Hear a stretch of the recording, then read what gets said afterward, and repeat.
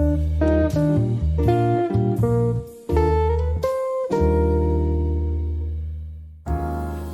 trader, podcast ini adalah lanjutan dari podcast sebelumnya dan menjadi akhir sesi wawancara saya dengan trader profesional Indra Bayu. Di episode kali ini, kami akan mendiskusikan seputar tips trading untuk pemula, yaitu cara agar terhindar dari margin call. Apa saja itu? Pastikan Anda simak podcast ini hingga selesai. Ini masuk ke sesi yang terakhir ini Pak. Ini kan udah panjang dari kita ngomongin sana sini faktor yang mempengaruhi margin call. Nah sekarang nih boleh bagi tips nih untuk pendengar kita, bagaimana sih agar pemula itu tidak gampang terkena margin call, khusus pemula ini Pak. Khusus pemula ya? Iya. Gampang. Kuncinya cuma 3. 1, pakai lot terkecil.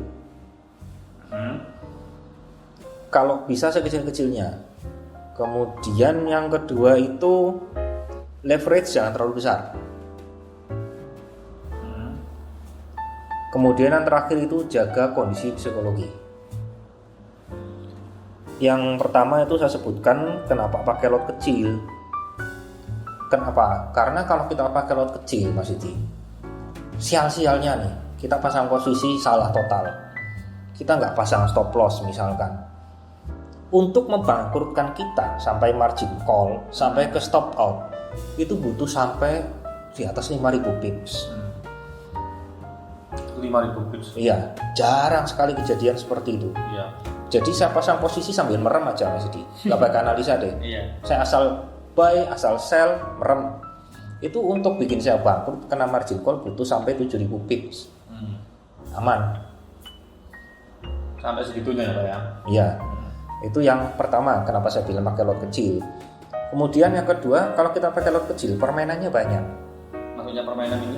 Tadi yang saya bilang, kalau kena margin call gimana? Saya bilang kalau lot kecil, bisa injek, bisa macam-macam, bisa nanti kita pas pola reversal kita sekalian OP lagi di bawah, bisa macam-macam. Itulah gunanya lot kecil.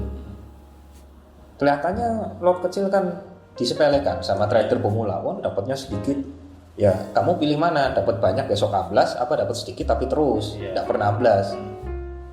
Terserah mau pilih yang mana. Saya kasih tahu.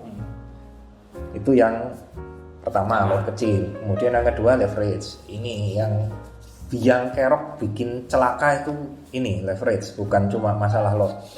Leverage itu pancingan buat kita buka posisi yang besar. Coba kita tanya trader pemula, berapa mereka buka leverage? Minimal 1:500. Apalagi default dari broker juga 1:500. Jadi mereka itu ngerasa bisa buka posisi dengan lot yang lumayan besar, padahal ketahanan akunnya minim sekali. Jadi goyang sedikit margin call, goyang sedikit margin call. Mereka nggak sadar. Ya kalau pas lagi bijo profit sih apa-apa, asik. Iya. Tapi kalau pas posisi nggak sesuai, kita goyang sedikit ambiar. Bandingkan sama tadi, saya pakai lot kecil 0,01, butuh ribuan pip bikin saya ambiar. Dengan leverage besar, orang mudah terpancing dan tergoda buka lot besar. Akhirnya apa? Cuma minus 50 pip aja. Akunnya sudah ambiar. Cuma 50 pips. 50 pips langsung margin call stop out. 50 pips, 100 pips maksimal. Rata-rata segitu. Kemudian tips yang ketiga tadi saya bilang, yang terakhir itu jaga kondisi psikologi. Kenapa? Kalau kita sudah penuhi aturan 1 dan 2, leverage kecil, lot kecil, sekecil-kecil yang kita bisa. Kemudian kita kan perlu konsisten. Jaga manajemen resiko, harus bisa ambil keputusan dengan benar. Ini kalau tiba-tiba mau margin call gimana? Apakah kita mau injek? Apa ini ada reversal? Kita masuk lagi, kita masuk posisi lagi, atau kita langsung cut semua posisi atau bagaimana? Pikiran harus tenang, tidak boleh dendam. Khususnya kayak saya tadi, ambiar semua. Jadi kondisi psikologi itu memang yang paling menentukan setelah semua peraturan trading kita terapkan. Malah psikologinya ya Pak ya? Iya, itu finalnya kita sebagai trader itu di situ. Buka lot sudah, sistem trading juga sudah, semua manajemen risiko juga sudah, tinggal psikologi untuk menerapkan itu semua supaya tetap berjalan di jalur yang benar. Kalau yang benar sesuai strateginya tadi ya Pak ya? Betul. Kalau kita nggak menjaga psikologi, pas ada kejadian margin call atau apa, pikiran kita nggak bisa mengeksekusi keputusan dengan benar.